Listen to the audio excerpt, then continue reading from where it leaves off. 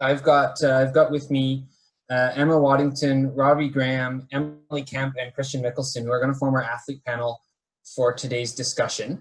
The four of them are all national team members, having represented Canada at JWalk, World University Championships, World Championships. Emily has recently retired from our high performance program. The other three are active members of our high performance program. And so I'm excited to have all four of them with us for the next hour and a half or so, as we sort of have a discussion about what it's like to be a high performance athlete, representing Canada at international competitions, and what it's like to train and try to orienteer in these unusual times with such restricted access to all sorts of amenities. So to start, I'll give a little bit of an intro to the four of them. I'm sure many or most of you are aware of at least some of their accomplishments, and then we'll jump right in.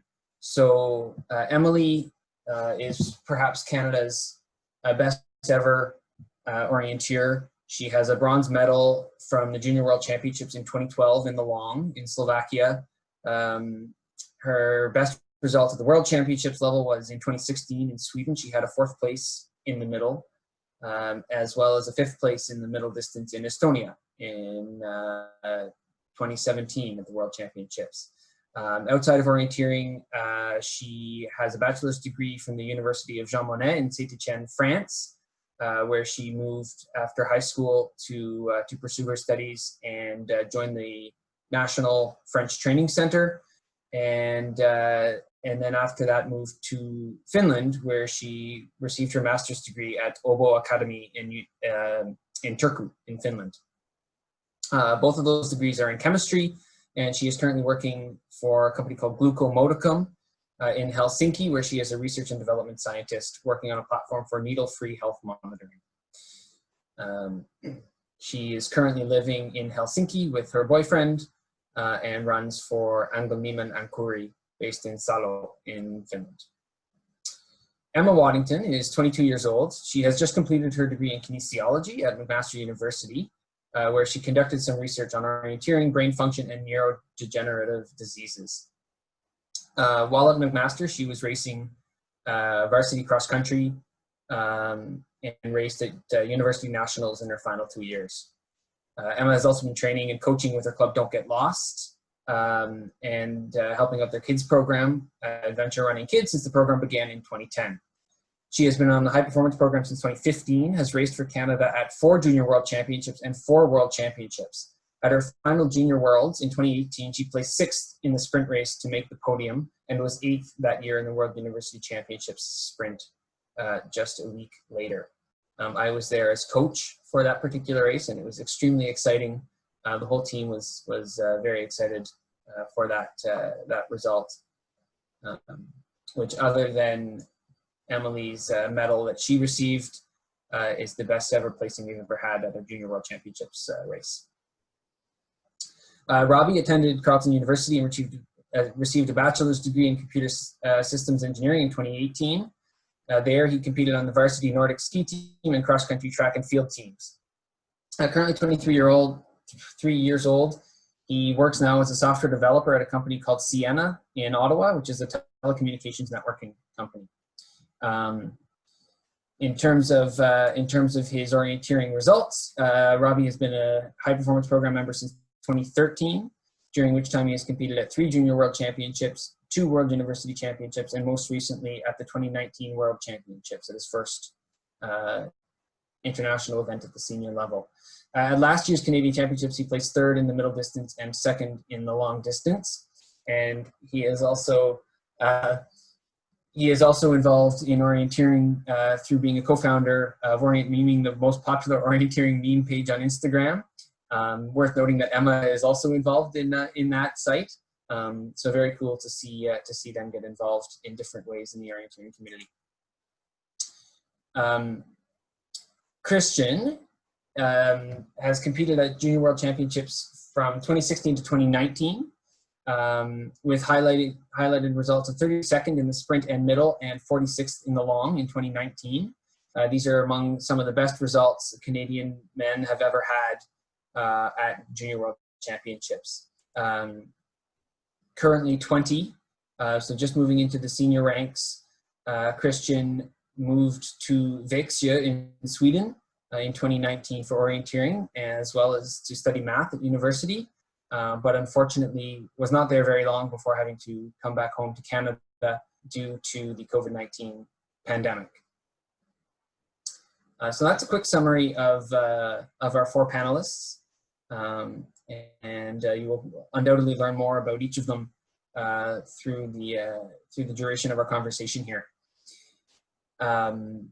So I want to start off with a couple of open questions for the 4 of you about sort of how you got into competitive orienteering and your development as an athlete. So whoever wants to start this off first is welcome to jump in with the following question: how were you introduced to orienteering? What was orienteering like for you as a young teenager? So I'll leave that open, and we'll take it from there. I guess I'll start here. Yeah, so both my parents were on the Canadian national team, so I grew up with it. My first orienteering race was actually when I was 2 weeks old, and my mom carried me around the novice course in Gemma Park on her back. So yeah, I've been orienteering for a long time. To be honest, I actually really wasn't that into it when I was younger. My parents usually had to drag me out of bed to get me to the events, and it wasn't really until I got into sort of my mid-teens that I really developed an interest for it. I can go next. I kind of like Robbie, I was kind of forced into it because of my parents, mostly my dad, who was on the national team for a while. Same thing, I remember when I was younger, my family, we lived in Sweden for a couple months, and I really got into it while I was there because the programs are really great and accessible for young kids. But when we came back to Ontario, I was kind of like faking sick. I'm too tired, I don't want to do it, because it was just, no one really my age was there to do it, and I really kind of didn't really like it. But then in 2010, Don't Be Lost started our kids program, Adventure Running Kids, and then I finally had friends to go orienteering with, and met Christian, who joined the program a couple of years later. And finally being able to have friends in the sport was super motivating because you could have fun and see them. And then through that, I started really loving it, and then eventually decided to join the HPP. I had a bit of a different start. It definitely wasn't at 2 weeks old. The Kemp family started all at the same time, at least the 3, Eric, Molly, and I, and my dad all went out together on one of the Ottawa orienteering clubs. Novice was too easy, so we started with intermediate and got really lost. It's my first memory of orienteering. But I think once I learned what it was and how to do it, I was 8 years old the first time, and by I think 10 or 11, like I knew what orienteering was and how to do it. And then we started going to races, and I started training, and I just loved that part so much. And that love just grew from there. So yeah.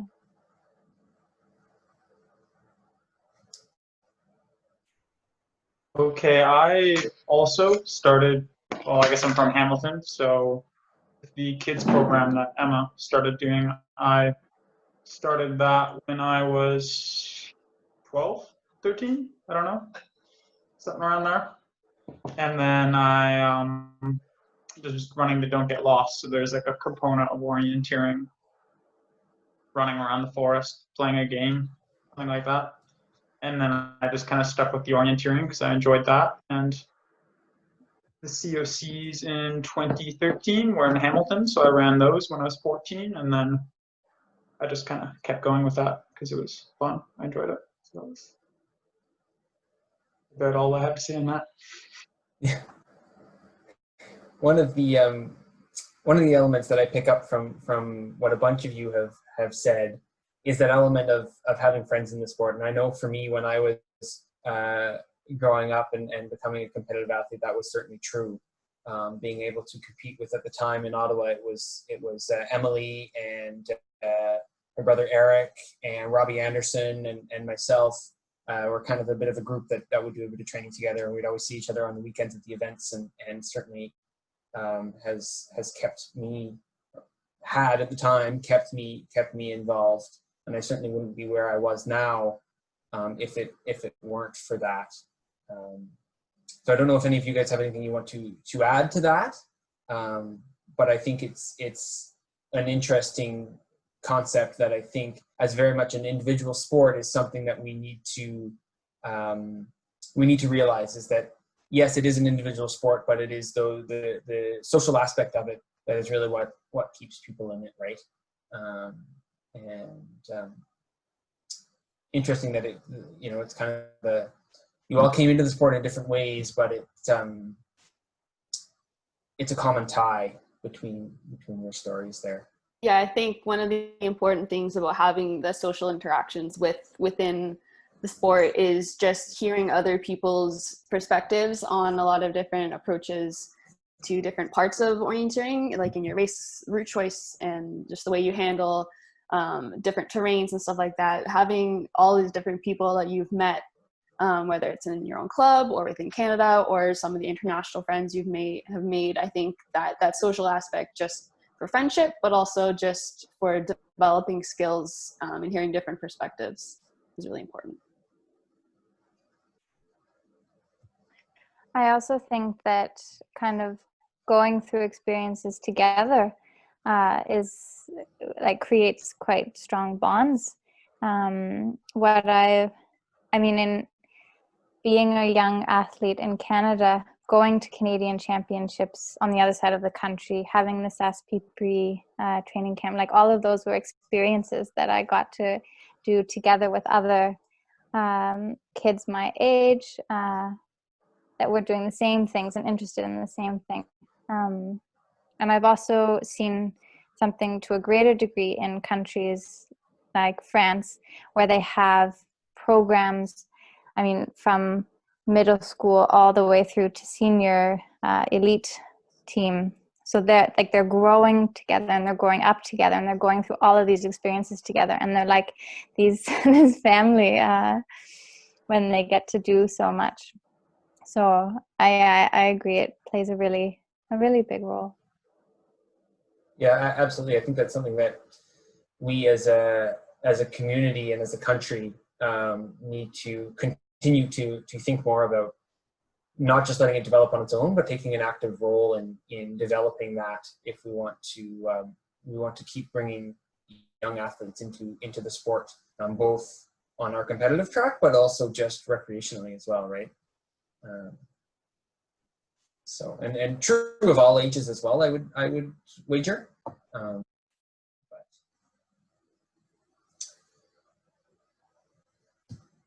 So, following on that, other than the friends to keep you in the sport, is there a pivotal moment that you can point to that really set you on the path to representing Canada in orienteering? And of course, if so, can you tell us a little bit about what that kind of one moment would have been like? I was actually thinking about this question earlier today, trying to look back at what was the pivotal moment, and it was actually, I was technically already representing Canada, but it was my first jaywalk in Sweden. So in 2008. And at that point, I mean, participating in jaywalk and competing for Canada, it was something really cool, and something that was a lot of fun, but I didn't really look past kind of that single jaywalk. And I remember being in the awards ceremony for the middle distance final, and there was a girl on the podium from France, Karine Darville, and I remember seeing her go up and with the flag, and the entire French team were going crazy, and it was such a like magical moment.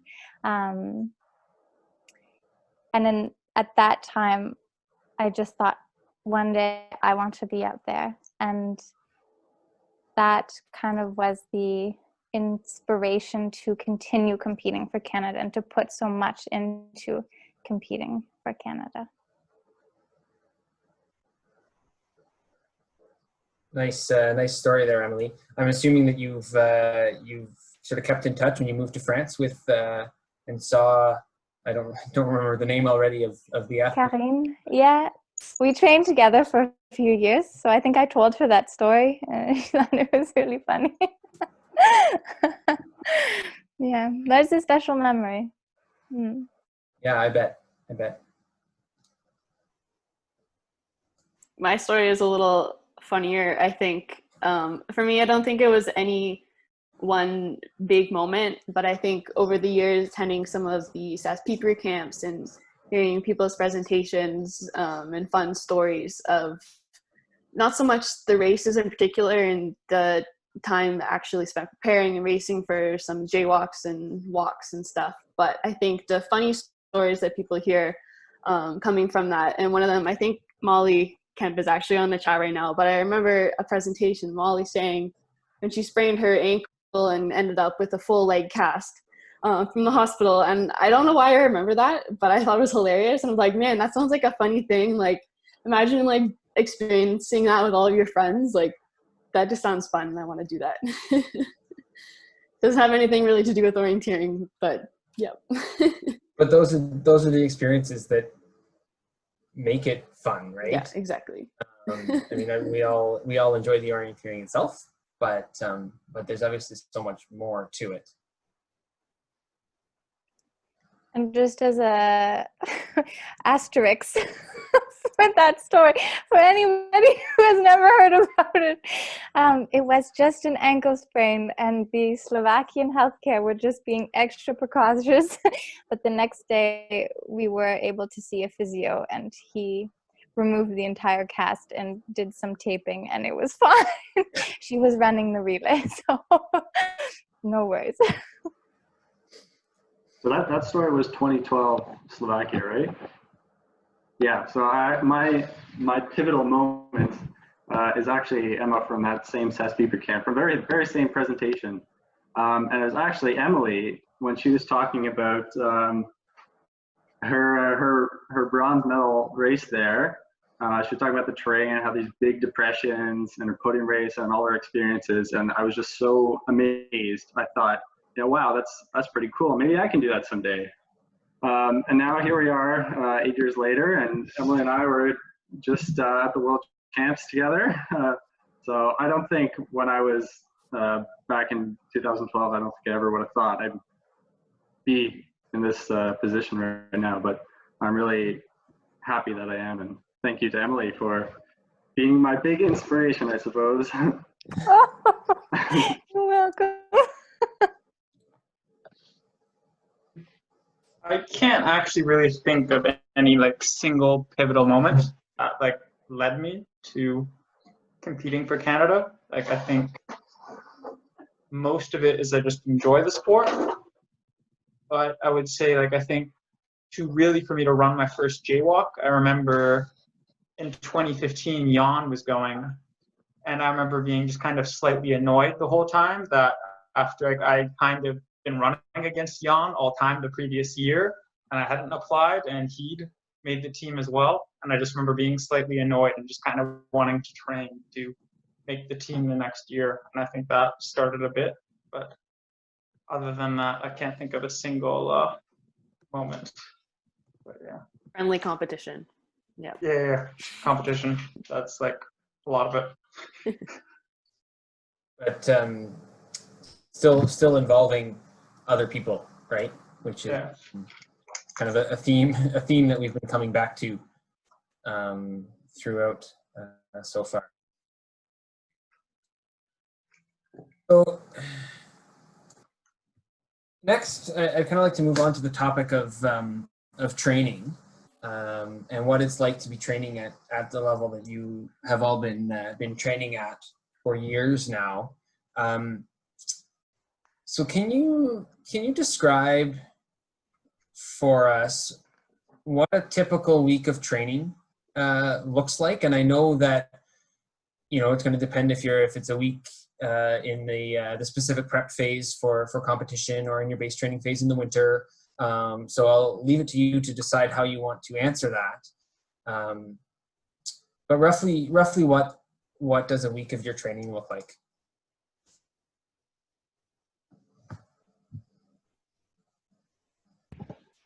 Okay, well, I'm pretty injury prone, so I've yeah, I was agreeing with me. I like to do a lot of cross training just so I don't put too much strain on certain parts of my body. So I'm a cross country skier. So in the winter I do a lot of cross country skiing. Now in the summer I live beside a really nice bike path, so I do lots of roller skiing, cycling. Maybe not right now because all the pools and facilities are closed, but I also like to do some swimming. And then of course I try to throw in some strength sessions here and there.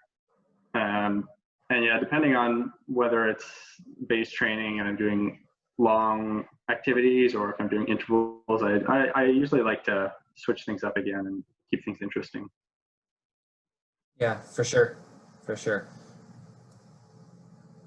You've done a really good job, Robbie, of recognizing that and adapting to the kind of training regime that you need, and have done very well on that. I know a lot of people would need to really focus on the running and the orienteering aspect, and you've done really, really well diversifying your training, and that has worked for you. I know Christian in particular kind of has the opposite approach, and that works for him extremely well. Christian, are you willing to speak to that a little bit? Yeah, sure. I don't know. Like I'll say, like I usually run like a few interval sessions or like harder things a week. Like I guess depending, for the most part during most of the year, like I'll run maybe one faster, but like most of it's like maybe like threshold or just like aerobic intervals the year round. I don't know, just more comfortable to run. I struggle to just run fast all year round. And then for the most part, I'll do another probably like 2 sort of aerobic sort of training sessions a day. Like I prefer to run or orienteer, but I think I can only run around like 110 kilometers a week probably consistently and feel comfortable. So like I'll usually in the afternoon, if I have to, like I'll just bike instead, or I'll do something else. Yeah. You say only 110 kilometers in a week, but that's still an impressive volume that most people can't come close to matching. Yeah, like I don't know. Right now, I would say with COVID, like I'm not maybe pushing myself that much. Like I'm trying to keep it fairly comfortable. Just not, I don't know, too much of a need to, I don't know, overtrain myself. But that's, yeah. No, I absolutely. With everybody's goals for the year having gone up in smoke, the motivation is gone, but also you can kind of shift into a different phase of training because you're not preparing for a race in 2 months' time. Looking a little bit longer ahead. So why don't we kind of talk a little bit more about that for the next few minutes there? How has your training changed? I ask this to each of you as a group. What changes have you made to your training because of the COVID-19 lockdowns and cancellations of events?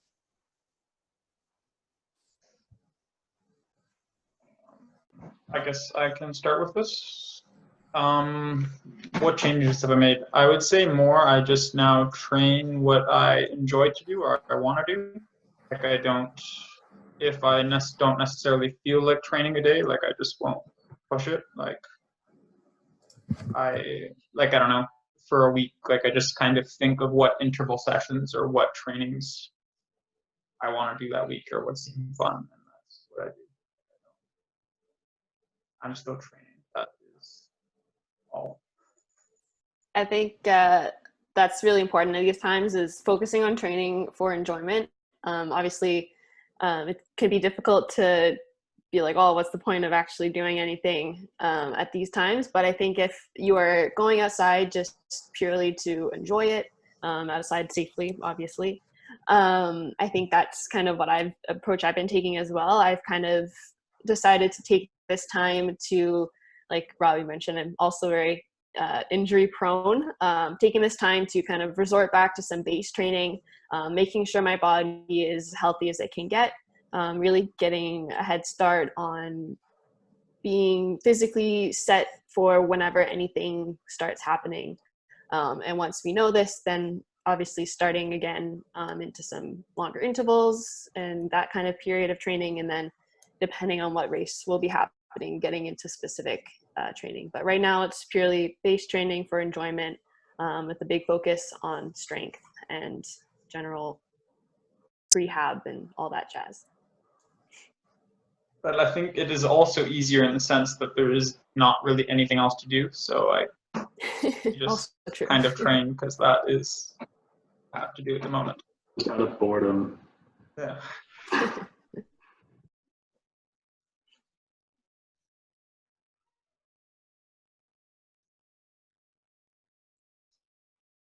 Yeah, so clearly everyone has a different approach to training that works for them, and I think that's really, really important to recognize. Training is a very personal task, I suppose we can call it, and you have to do what works for you. People respond differently to different aspects of training. And perhaps most importantly, you have to enjoy what you're doing. So with that, we have a question from our audience, from Molly Kemp, which is, how do you keep yourselves accountable to your training schedule on a day-to-day basis? I can jump in on this one. So I think having a schedule is something that really helps me be like, okay, today is the day that I have to do this and this. And having that kind of keeps me on track in terms of just getting out and actually getting ready to do it. But also with my university cross country team, we have this app that we all use that has a little bit of like a fill-in, like a pre-workout, like how do you feel, how did you sleep, what's your mood, what's your stress level. And then afterwards, you get to click off like how hard you thought it was. And then after some time of doing this, you get to see like, oh, on these days where I was really stressed, I felt way better at the end. And just knowing that there's going to be workouts where you don't feel so great at the end. But those workouts that you understand that when you go into it, you were feeling miserable, you weren't feeling very motivated, but when you got out and did it, then you kind of get this reassurance that the training, even if it's not particularly leading to anything at the moment, it's still going into kind of building your whole training regime, and it's also helping you physically and mentally at the same time. And I think that there's so many positives that can come out of exercise, whether it's doing a really hard workout or just going for a walk. The app is called Team Builder. I do believe you have to buy it for a team, but you could just easily keep track of like a bullet journal or on your attack point log or Strava or whatever you use, just keeping track of your moods and your like kind of mental state, stress levels before and after your training, to see kind of where these patterns lie. That's all I got.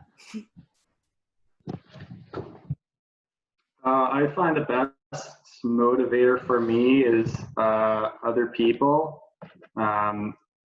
And maybe that's not the case now because group events are canceled, but I always find it so much easier to train when I'm training with a group. So for example, when I was in university on the ski team or track teams, it was so much easier to go to workouts because you get to see your friends and your teammates there. And yeah, for me, that's just the best motivator. Aside from, you know, good time management, you know, everybody always wants to see their friends.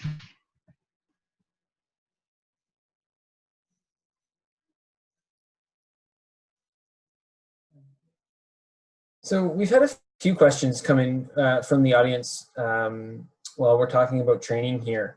The first one that came in, I want to go back to that now because we've been talking a little bit about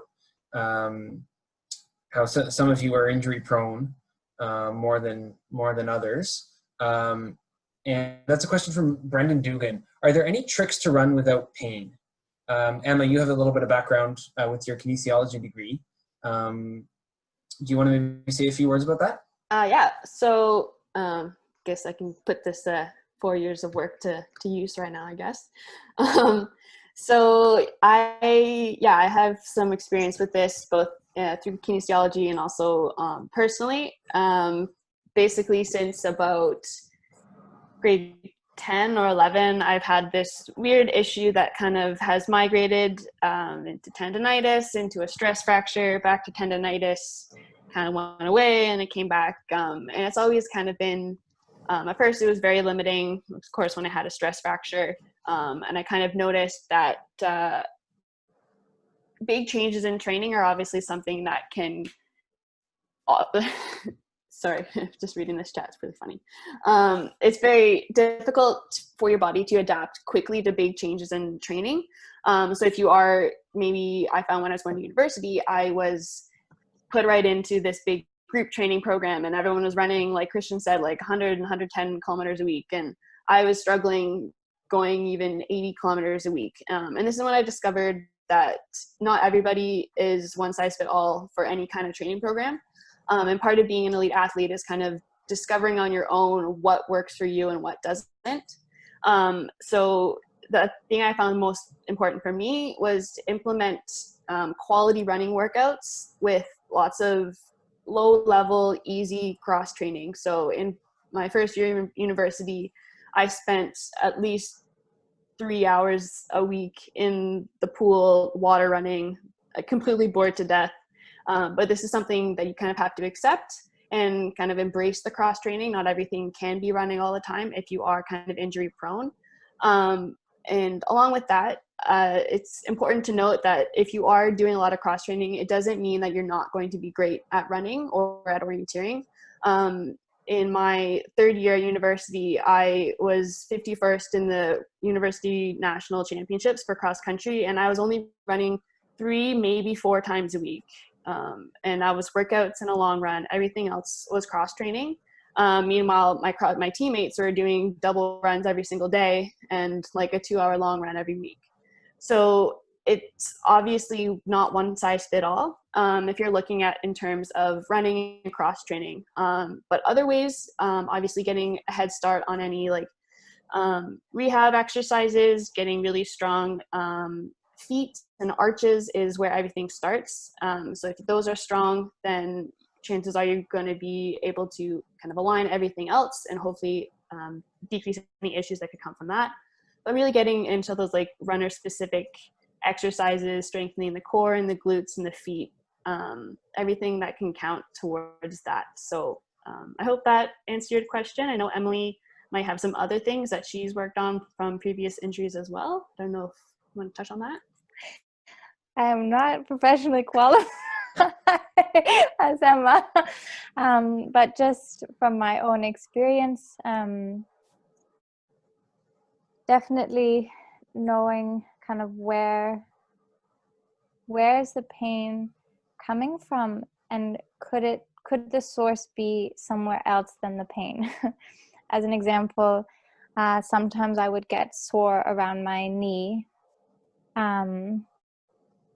and to fix that, it would be that I would find out my quads were really tight, and so sometimes, like, not paying attention to one muscle group or one part of my body the pain would show up somewhere else. So being adamant about, just the overall, like, taking care of my body, in mobility and flexibility, strengthening all those tiny ankle stabilizers, and having a routine around it, so that it's part of my daily training. So, and then also when I was training a lot, then I would see it could be a massage therapist or a physio or a osteopath. Through my career, I've seen all those three types of kind of healthcare professionals, and so that helped me a lot as well. I think the things that you have both kind of highlighted is really, really key, is to really learn to know your body, learn to know yourself. This has kind of come up a couple of times, but it's one of the things that really differentiates a competitive recreational athlete and a kind of a true high performance elite athlete is how well they learn to know themselves. And it's not something that comes naturally, it's something that comes with experience, but also not just passive experience, but active thinking about how you're feeling. When you recognize that your knee is tight, do your stretches. Which stretches are you feeling more than others? And really thinking about where that pain is coming from, as Emily was talking about. And so it's really kind of a mental approach there to that. And I think one of the really, really important things that I kind of learned the hard way was knowing obviously recognizing when things aren't going well, but also recognizing when you do indeed need to take some time to recover and to relax. There's kind of like this, I don't know if you call it a stigma, but that's an idea, I guess, that elite athletes just train all the time and we don't take time off. But I think taking time off, and that doesn't mean just taking one day of rest. That means like taking 4 or 5 days just to do nothing besides sit on your butt. And that's actually really good for your body. And then also recovery in terms of after training, getting the right nutrients, getting the right foods in before training, making sure you have enough sugars in your body so you don't bonk. One of the questions that was asked about equipment for taking on long runs, I can say that I'm guilty of not feeling very well during training. I kind of realized this also the hard way, but I've learned recently that taking water, at least some water and a gel or two, something easy that can be digested, and I'd like to use one of those like running vests with the water that goes on the front, if that's particular what kind of equipment you want to know about, but getting some kind of sugars in you, it can also help to prepare for like a long distance race when you do need to take maybe a gel, and getting your body used to taking those during your training. So recovery and rest and relaxation are also a pivotal part of training, not just the hours and the distance that you cover. Sure. So we're about halfway through our allotted time for our conversation here. And unfortunately, we're not going to have a chance to answer every single question from the audience. We've had some great questions. Thank you guys for bringing those to us. One last set of questions from Alison Campbell that I want to put forward, related to what we've been talking about. What kind of professionals, be it massage, physio, coaches, other support, have you guys been working with to learn all of these things that we've been talking about?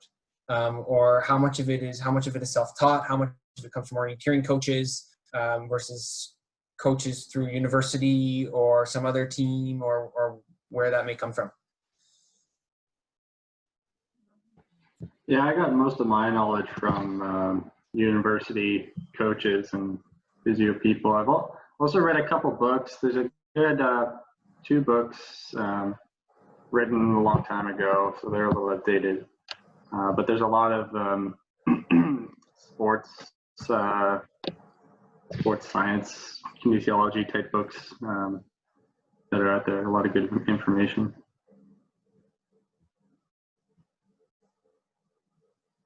I guess I can answer, but I have very little support, I would say. I don't really have a coach. I just kind of do my own thing. But I would say most of my knowledge is from just kind of others and people that I've trained with, or seeing how others train. I would say, like, I spent some time in Aarhus with the Danish national team, and so I would like learn something there, or say in Sweden with the club, like there's some good runners there, and I'll just ask people, I don't know, kind of learn from others what they're doing. I don't really have anyone that directly tells me what to do. I just kind of learn and make up my own conclusions and do my own thing. I've also learned from like so many people over the years that I've been really fortunate to be able to be in contact with, whether it was in Canada. I mean, I can remember being maybe 12 years old and getting some running coaching from Marine, and then moving to France and just trying to like absorb everything from the other athletes, from the coaches there, and that's just continued through the years, that I always have my kind of the curiosity about, well, how what can I do about this, and how are they doing it, and I think there's so many different ways to do certain things, whether it be in orienteering or training or recovery, and it's up to me to find the right one that works for me. But it means that I sometimes have to go through a lot of options. And so if I'm not asking the questions, then I may not find the one that's right for me. So definitely being inquisitive and having courage to ask people is important.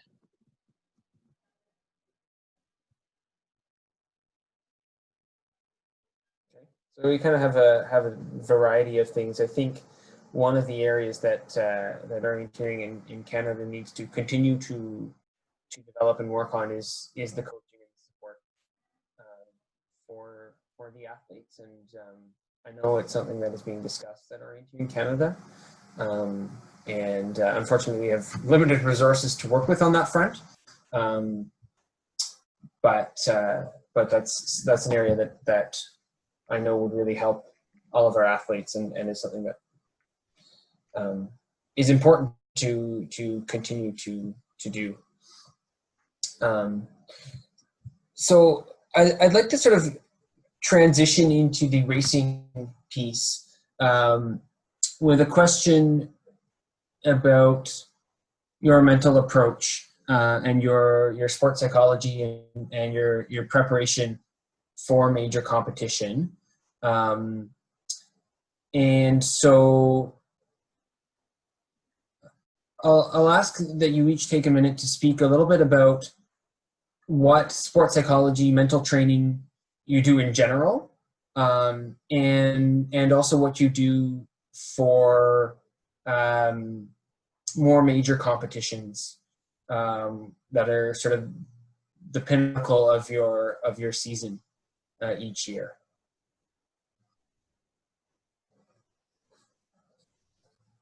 This is maybe actually, I don't know, I really love training, but I really love mental training because it's, I think I have a really good imagination. So I learned that I should, like, so if I have a world championships, then all of the minor competitions leading up to that world championships, in my head, I will be competing at world championships.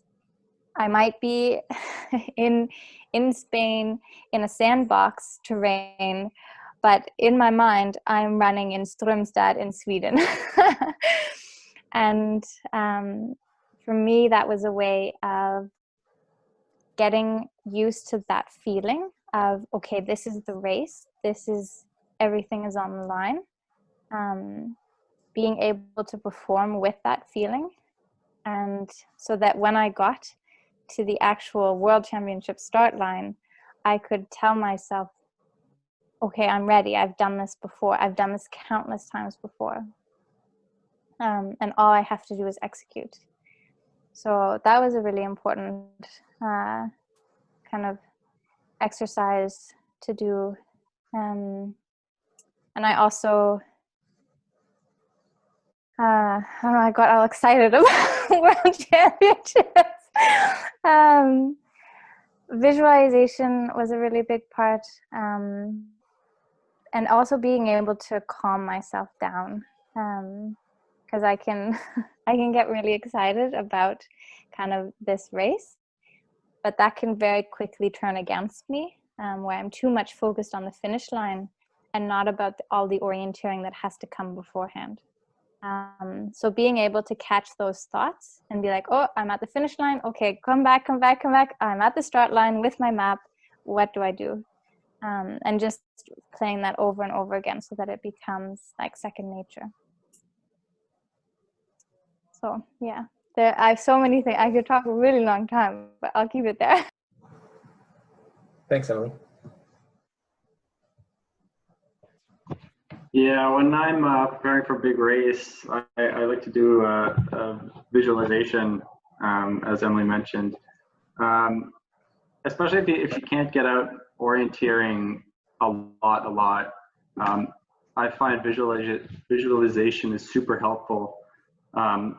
And when I do it, especially in the months preceding the orienteering season, that first orienteering race, I just feel so sharp, as if I've been orienteering throughout the winter. And, you get that feeling when you're just totally in the zone, and you look at the map and you look up and you expect to see something and it's right there, and it's like you're in the Matrix. That scene where all the code's coming down. That's how it feels. So visualization and all that mental training is a really big part for me. Robbie, do you just see code in like the code scrolling down for orienteering video games, like catching features? Is that just what you see? Yeah, exactly. Everything's just green text.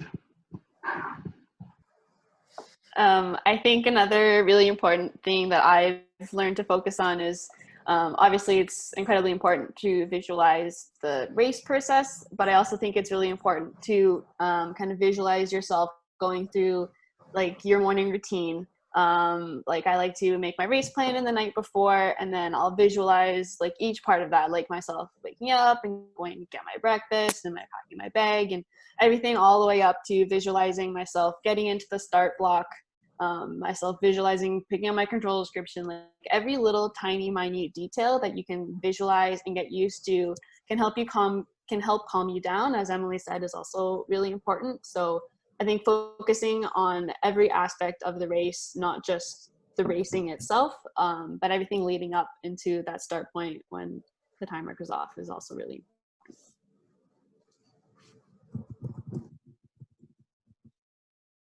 So Emma, you've talked about there the visualization of that entire process. Do you do any specific preparation for any of the thousands of little things that could go wrong in there? The wrong control description, or who knows what might happen. How do you prepare for those things that inevitably come up every once in a while? I think it's not so much visualizing every single thing that can go wrong, because obviously you would spend hours and hours and hours and hours just visualizing every little scenario. But I think it also has to do with the emotions that you associate with the visualization process. So if you're sitting in your bed just visualizing how things would go really well, maybe a few other, like, oh, maybe I forgot to tie my shoelaces, and I have to go and do that. But if you are still kind of associating that visualization process with a nice calm environment, and you are used to the visualizing scenario, how everything is going to go in steps, then I do find it's a little bit easier to still kind of find that calm time. And obviously I like to visualize myself with a little bit of like wiggle room, just kind of to allow for that. So like I'm in my little bubble, I have that extra little 30 seconds to do different things that might not go so well. But it's a fine line between taking so much time to visualize anything that can go wrong that you get stressed out about all the options of things that can go wrong, but just allowing for some variety and some differences in that process and associating it with the calm feeling. Does that make sense? I don't think I should answer this. This is a particular weak spot for me. I think I missed restarts last year. Like I missed one earlier this year as well. Like in the 10 races I ran. So yeah, that might not be. Everyone has their strengths and weaknesses, Christian. That's all right. I know you've given me my fair share of heart attacks when I was coaching at Junior World Champs, but that's all right. I forgive you. So next question, next set of questions is going to be about both good and bad races. So starting with the bad races that everybody has every once in a while. What is your process for dealing with those bad results and I guess specifically the emotions that come with that?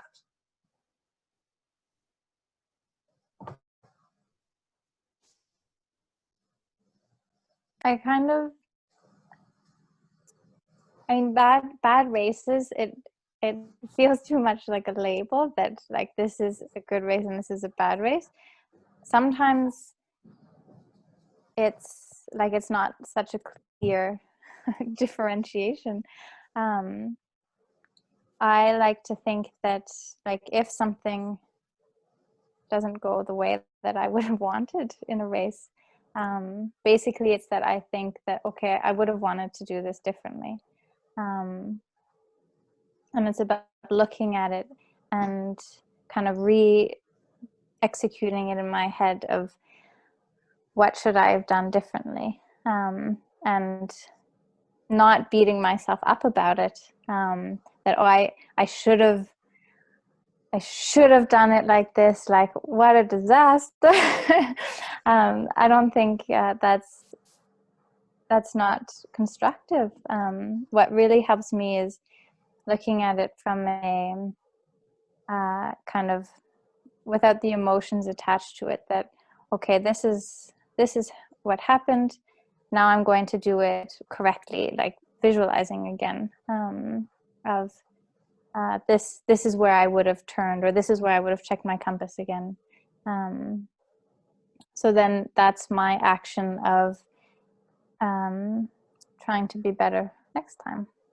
Yeah, I think you hit on a real piece of wisdom there, Emily, when you said it's not a good race or a bad race. It's a spectrum, and there are elements of every race that are good, and there are elements of every race that are bad. And I know a lot of people kind of have that, oh yeah, that was a bad race or that was a good race, and maybe that's one of the really important elements is recognizing that, you know what, no, it wasn't a bad race, it was a race with some bad elements in it, right? And whether that's sort of 50% bad or 20% bad or wherever that threshold is, and then you can kind of break it down and deal with it, right? It's really about being able to learn, okay, where are my weaknesses and where do I need to, like, do I need to make a training where I'm only taking compass bearings? I mean, it's technically races that don't go so well or controls that don't go so well. They're just learning opportunities. So I You think sound like a sport. for myself, one of the most important things that I learned from one of my first coaches was, I mean, if you think about when someone comes up to you after the end of an orienteering race and they said, "Oh, how was your race?" The first thing you're going to say is, "Oh man, it was great, but I lost 3 minutes at control number 5." Like 9.9 times out of 10, that's what someone's going to tell you when they finish a race, unless it was a stellar, amazing race. But one of the things my coach taught me was that for every one negative thing you have to think of 2 positive things to counter that. So if you're thinking about, okay, I did this compass bearing really poorly, but when I came after that control, I focused back really, really well, and I picked some really strong attack points and routes, and I was able to get back on track. So you've kind of countered that one big negative thing that you really tend to focus on with 2 positive things. And with that, you can kind of forget a little bit. Obviously, they might come back and haunt you if they're really bad errors that you may make. But if you follow it up with some more positive things, that can really help. And if I particularly find some races that were bad, if you want to put a label on it, even though I don't think you should, I do find a lot of anger in that and kind of beat myself up about it. But as Emily said, it should really act as like a learning experience. It's not just, oh, I failed at doing that. It's, I did that poorly and how can I do it better the next time?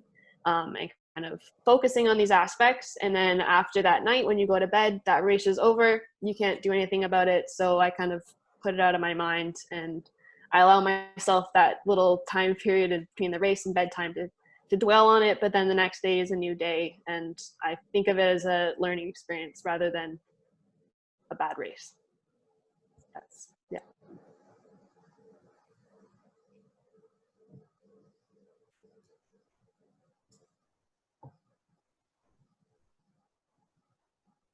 All right. Unless Robbie or Christian has anything to add, let's move on to the positive. And I want to specifically ask this to Emma and Emily, but Robbie and Christian, if you have anything to add on the positive side of things, you are more than welcome to. But Emma and Emily, you've both stood on the podium at international races. I wonder if you can share with the audience a little bit about what that feels like, because I know that's something that probably nobody else on the call has ever felt and possibly ever will. So I'm sure we'd all love to hear from you. Never say never, Jeff. Never say never. I didn't say never. I said possibly never, I think. Well, I think it feels like how anyone would expect it to feel. On a personal level, obviously, it feels great. You feel super excited and proud. But I think it goes a little bit deeper than that, because I remember pretty much every jaywalk that I've been to, there has been, especially in some of the sprint races, there's always been one of the underdogs, if you will, like somebody from a country that you aren't really expecting will make the podium and winning or getting the podium. And I remember watching these athletes step on the stage, like, wow, like I remember cheering so hard for those underdogs. Like I was like, wow, that's really great for them. Like I'm super proud. Obviously I'm proud of everybody else, but for them, I'm like, wow, that's amazing. And I feel myself, I was really nervous getting up on the stage because I felt myself as kind of one of those underdogs. And getting up there, like, will everybody kind of be like, oh, she's like, I don't really know who that person is. But I felt like the amount of support and inclusiveness that's up on the stage was just astounding. Like it just kind of made you extra happy and proud to represent Canada. So that's how I felt, really inclusive and excited. And yeah. I would say that I had quite the similar experience stepping onto the podium at World Champs in 2016. That just standing there and hearing the roar, like seeing the crowd and hearing the roar of the crowd. And I had my hands up and I had to close my eyes. There's a picture where my eyes are like closed, like, because I had to like figure out, okay, is this real? And then I opened them and everything was still there. And like, it was just really surreal, living that moment. When I was able to do it a second time the next year, I had a little bit of a different reaction. Like, it felt a little bit different. And I just laughed the whole time I was up there. I was just uncontrollably laughing because I was so happy. So it's, at least for me, that had been a dream.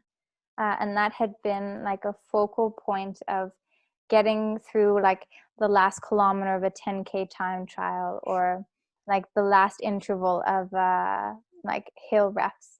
Like that was really the kind of image that I would bring up to get that the most out of myself. And then being able to be others, like, wow, like this is it. So I will always like hold on to those memories very dear.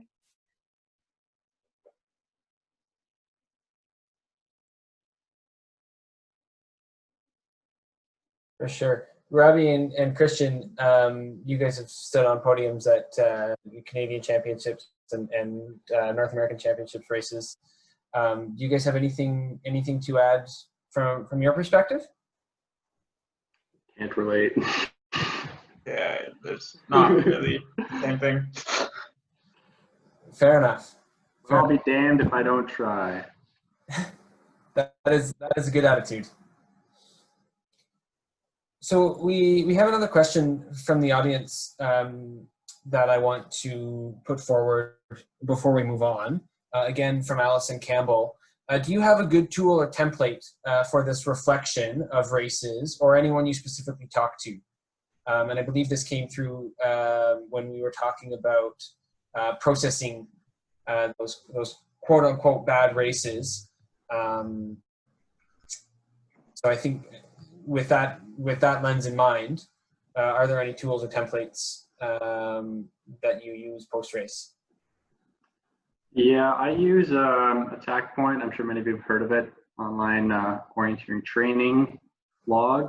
And I find it's really helpful to just write everything out, because once you're sort of writing it and you sort of make the race into a bit of a story and more of a cohesive timeline, you sort of pick up on things that maybe you didn't notice at first.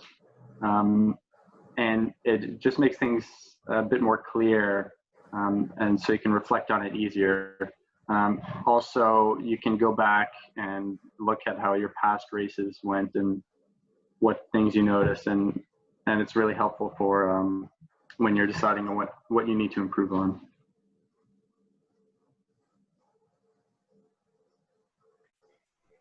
I actually have two kind of templates that I've used. There's one quite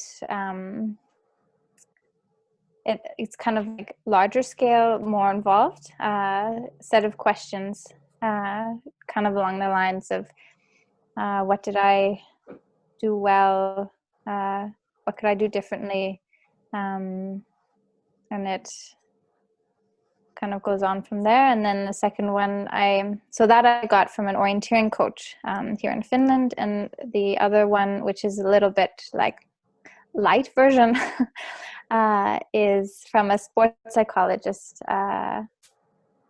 from France, and yeah, they were just slightly shorter questions. So I mean, one I'm really happy to share, so I could create a small document and publish it somewhere if people are really interested in knowing the details. Yeah, if you want to put that together, Emily, and Orienteering Canada can definitely make that available. And you can send it to myself or to Charlotte. I'm sure there are many people that would benefit from that. One little comment that I would add when thinking through about your races is it's really important to think back beyond the moments when you actually made the mistake and really try to dig into what the root causes are. Because so often you make a mistake on, let's say it's on leg 2 to 3, and you really think about, why did I make that mistake? And it might be because I had a different attack angle into my control 2 than I expected, which really threw off my plan going into 2, 3. So why did my attack angle? And you kind of work back through the steps to what were the root causes. And often you'll find that a technical, quote unquote, technical mistake was not in fact a technical mistake, but was a mental mistake somewhere early on. You lost your focus, which caused a cascade of things that maybe you don't notice at first until you really dig into that. And so that's not so much about processing those emotions, but about learning and improving from those mistakes. So just one comment that I certainly noticed within my own orienteering and more recently as a coach, something that I come back to with the athletes that I'm working with. And I think this comes back to the point we raised before about being able to talk to lots of different people, getting different people's perspectives and perhaps like previous experiences with a similar error that you may have made, and kind of understanding how they have maybe figured out these issues and learned from them, and maybe helping you understand some of the different causes.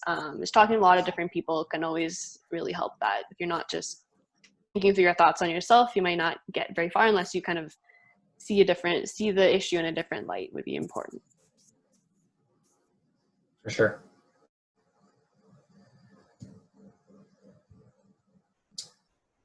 So next, I want to diverge a little bit from the very orienteering specific stuff that we've been talking about so far, and talk a little bit about sort of that quote unquote work-life balance or orienteering life balance. I've got a few questions prepared for that. And I know as an elite athlete, managing your time between that and any other commitments, and there's obviously a cost factor as well, to all the training and the racing and the travel that's associated with that. So I'm going to start with a question most directed at Robbie, but also Emily, and if anybody else has any insight, of course. As athletes that have been students, now maybe working full-time, or engaged in other activities outside of school, you've had to go through various adjustments to what you're doing outside of orienteering. Can you talk a little bit about how you have adjusted to each of those transitions as you've developed as an athlete and through life? Yeah, so my transition, like from going as a student athlete to working full time, it's a pretty big adjustment for sure. I don't know if it's necessarily easier or harder now than being a student athlete, but there are certainly differences. What was nice about being in university, it was nice to have a structured sort of training regimen with be it the ski team or the track team. It was nice to have that support. You have all your teammates there, you have your coach, you have the school's physio and strength coaches, and they lay everything out there for you, and you just have to show up and do it. Now I don't have that, and the support for orienteering isn't as good as it was for the university sports. But on the flip side, now I don't have to pull long nights studying, so I can afford to put more time towards training and sort of the support stuff that I don't have anymore. I've only been working full time since last fall, so I suspect I'll have to make more adjustments to my orienteering life, but that's what I've noticed so far.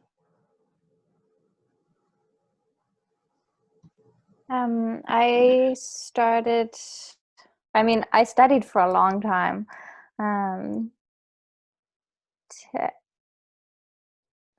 9 years. So I was a student athlete a long time, and I loved it. Studying in Finland was like, you show up to a lecture once a week, and that's it. Everything else is kind of self-study. So I was really living the professional athlete life. Then in 2018, I started working full-time, and that took it took a really long time for me to be able to combine working full-time and training. I just moved to Helsinki, and that summer I would go for a run one day, do some core the second day, and then I was sick the third day. And that was just my body telling me that, Emily, this is too much. I mean, it was just the starting to work full time. That took all of my energy, and I had to accept that. And it was probably maybe 6 months of just working and maybe doing a couple trainings a week before then I started having more energy that I could put into training.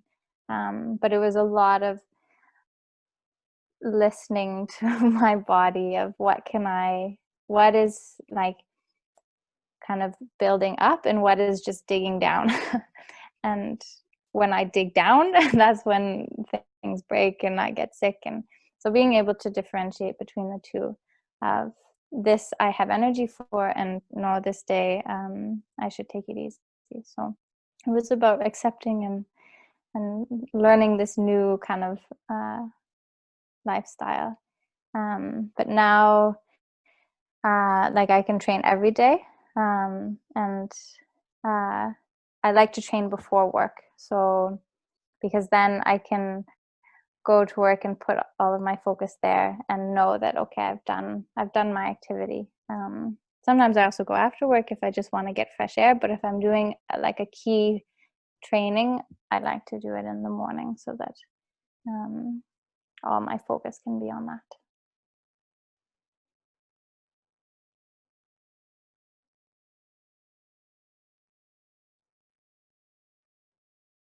Emily, I want to take this opportunity to actually get into a little bit of a different topic here. You sort of talked about your relationship with with training and work and these things and how they affect each other. And as some on the call may know, you've had an interesting relationship with food and body image a little bit in past years. So I'm wondering if you can tell us a little bit about how elite sport affected that relationship with food and body image, because I think it's sort of an important story for people to hear. Yeah. So I think this is the first time that I've actually like spoken about it. I've written a lot about it, where I get to think about my words. So I've written things down so that my words, I've already thought about them and now I get to speak them. Yeah, being an elite athlete meant that for me, through the years, I developed these ideas around food and body image. And I didn't necessarily recognize kind of what was happening until after the fact. And some of the ideas were that first, like I train so that I can eat whatever I want. Therefore, if I stop training, I'm just going to like explode. That was some idea that I had, a belief that I had. I also had this idea that, okay, there's good food and there's bad food. There's food that an athlete is allowed to eat. There's food that an athlete isn't allowed to eat. So having this kind of good and bad list. And then kind of being around athletes all the time, going to these international competitions and seeing like the body types of the top athletes, it made me believe that, okay, if I don't look a certain way, then I'm not going to be able to succeed. So some of these ideas might sound like, hopefully they sound crazy. That's a good thing. but for some, like it might sound familiar. And I mean, when I was a young athlete, as I think I mentioned before, like I was a sponge and I was soaking everything up. So if somebody would say something about, oh, you shouldn't eat that food, then I was like, okay. And I didn't really question it. So that's why I didn't realize that like all of these old ideas or these kind of new ideas were replacing the ones that I had learned as a child. And those were things like food is energy. So I need it to be able to play. All types of food are fine if they're in moderation. I can be fast and I can be strong no matter what my body looks like. And so during kind of a number of years, these ideas were growing kind of stronger, and dictating how I was eating, how I was thinking. And it wasn't until like they were being really detrimental that then I realized, okay, I have to change something. So can you expand on that a little bit? What exactly did you do? What steps did you take to change how you thought about food? So it was, I went to a nutritionist, I don't think it was because I was like, oh, I should like fix these old ideas. I didn't know I had these old ideas yet. It was actually most likely because, like, oh, I have to get better at my nutrition, as in I have to lose more weight, or I have to like do this a different way. So she had me do a food journal, and she was able to point out to me all of these ideas that, well, there's no good or bad food. You can eat whatever you want. Actually, by having a list of bad food, it makes me want to eat it more. She really drilled it into my head that food is fuel. If I want to be training the way that I kind of have a goal for, and so that I can succeed, then I need to be fueling that training. And that is really key. I also started practicing eating certain foods that before I had thought I wasn't allowed to eat. So things like going in Europe, we had like the boxes of candy in the shopping center that you can just, or like Bulk Barn, that's it. And so I remember going there and taking like 2 of each of my favorite and then sitting in the park and eating them. I was like, wow, this can be a good experience. Like I don't have to feel guilty about it. I don't have to like, I'm okay. And then also, I mean, it was really important for me to work with a nutritionist because she had the knowledge to tell me that this is how much I need to be eating. If I was in my own head, then the rules would start coming. And so she was able to, like, I didn't even realize that I wasn't eating enough. And she was able to look at the number and be like, no, you can eat more. You're like, you've got margin. So, and being able to ask myself after a meal, like, am I full? Have I had enough? And if I wasn't sure, then that meant that I should eat a little bit more. So it took a really long time, kind of maybe a year and a half, to practice all of these things in order for it to finally get better and for these thoughts to not be so controlling. So for like young athletes, kind of coming into this world, like I was, like with these bright eyes, like, oh, there's so much to do. Then especially when it's around like nutrition and food, before like adapting it into my lifestyle, I want to check with a nutritionist or with a professional or somebody first, so that it's not just me applying rules to myself, but having a good basis for it. So that's what I would want people to take away. Thanks, Emily. I know that these kinds of things can be hard to talk about, but they're also super important to talk about. So on behalf of everybody, I'm going to say we really appreciate that. And with that, I want to move back a little bit to that work-life balance with a question for Christian, who recently has moved to Sweden from Canada, and then been forced to move back prematurely. Can you tell us a little bit about what it was like to apply to school in Sweden and to make that move to Sweden? Well, for me, it's actually fairly easy because I'm also a Danish citizen, so that makes things life significantly easier. There's like I don't have to apply for any visa or anything. Like I can just go. But I don't know. For me, I just want I guess I can only really study in English because that is all. I don't know any other language or to an extent that I could actually study in it. So that was a limiting factor. So I just kind of researched places that I could study in English, and that was the main thing that I think. Okay. And what about the actual move to school in Europe? Did you find you needed an adjustment period like Robbie and Emily were talking about in terms of adapting to the different lifestyle? A bit maybe. I'm not sure.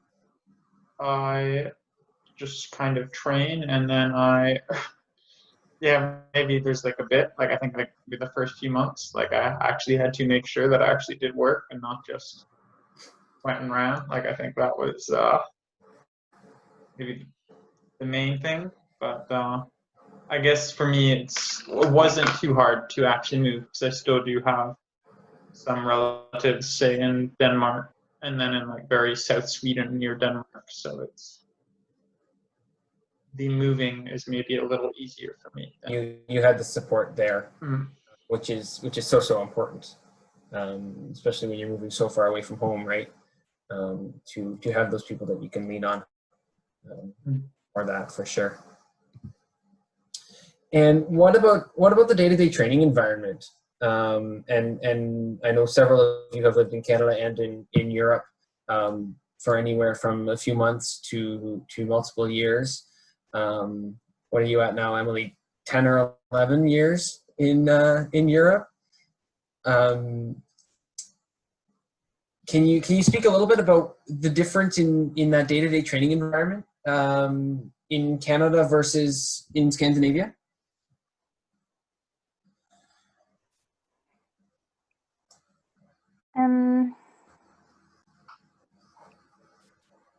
Let me go back to a decade ago.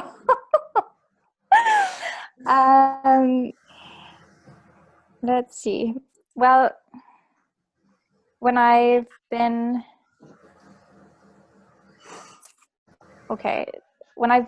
training with training groups, so in France and then in Turku in Finland, then the advantage of that was that there was sometimes 2 trainings a day that were supported by a coach and organized, and orienteering trainings a couple times a week.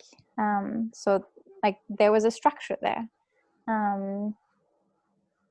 Whereas in Canada, it was just, the structure was there and it is there. It's just at a slightly lower level in terms of frequency and availability of orienteering maps and distances, and so there are differences in that sense. the clubs here in Finland are quite active. They have a lot of maps. So, and there are competitions all the time. So, I mean, it's on a foundation level, like I would say the same things are there. It's just in the Nordic countries, it's had more time to grow and there's more resources. So it's like, it's more dense, I guess. But Canada has a lot of heart. Yes, yes, we do.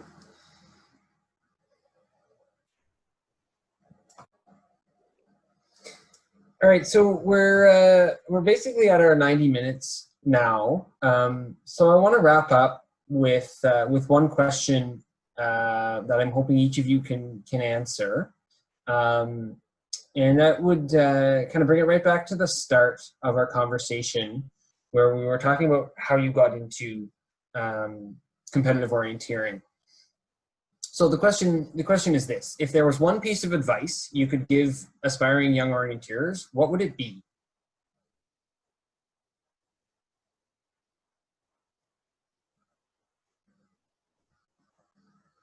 I can start on this one.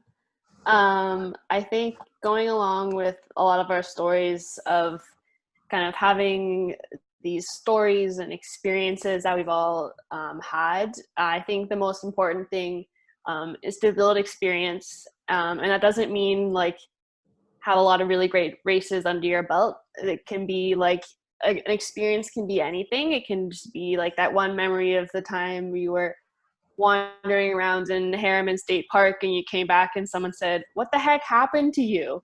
Like, it's just all these funny little memories that you can have, whether it's good or bad experiences. So building experiences, making friends, and I think most importantly is just to have fun. I think that should be the heart and soul of kind of any training or activities you do. It should be fun and enjoyable. Yeah. Yeah, I agree with them. Just have fun, enjoy yourself, and never wear white orienteering pants. Ever. I second that. Absolutely.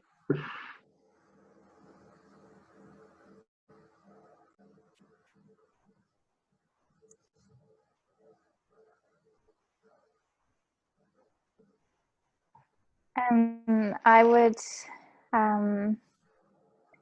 say, I mean, this last, about a year, I haven't been training and competing as much as previous years, but I have enjoyed myself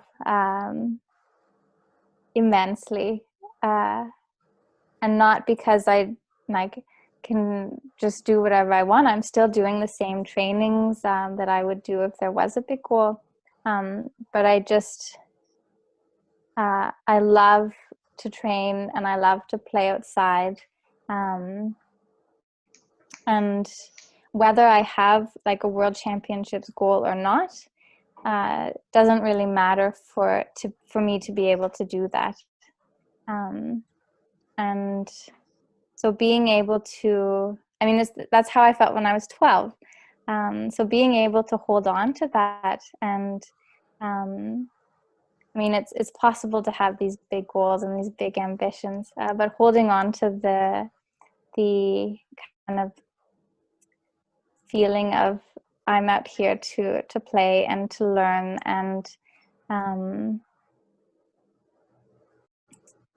that's where kind of the joy comes from, I think, in sport.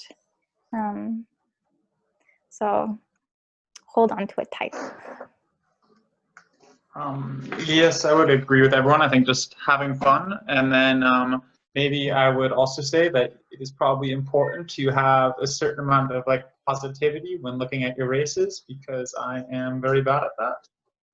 And I think that is I like to focus on what I can improve on, and often I maybe don't always appreciate the things I do well, or where I don't know, maybe like look at some positives. I don't know.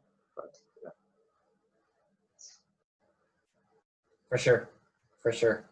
Yeah, it's important. It's important to all of those things. It's really interesting to me that each of you has kind of highlighted really non-technical things, kind of peripheral emotional items to orienteering, right? It's not about learning a certain skill. It's not about training a certain way or running a certain number of hours, but it's about the enjoyment, the positive outlook, the having those memories, the making friends, right? And so I think that's a really, really good takeaway. And I think that's a really good spot to end our conversation. So thank you to the four of you. I certainly had a lot of fun hosting this with you. And I hope that everybody got a lot out of the conversation. And keep enjoying orienteering. Thanks for coming, everybody. everyone. Yep. Thank you. Thank you, and thanks for all your questions and for those behind the scenes organizing the technical aspect. And if anybody ever has any questions, you can always email me or chat on TAC Point or whatever. I'd love to answer any other questions that we didn't get to.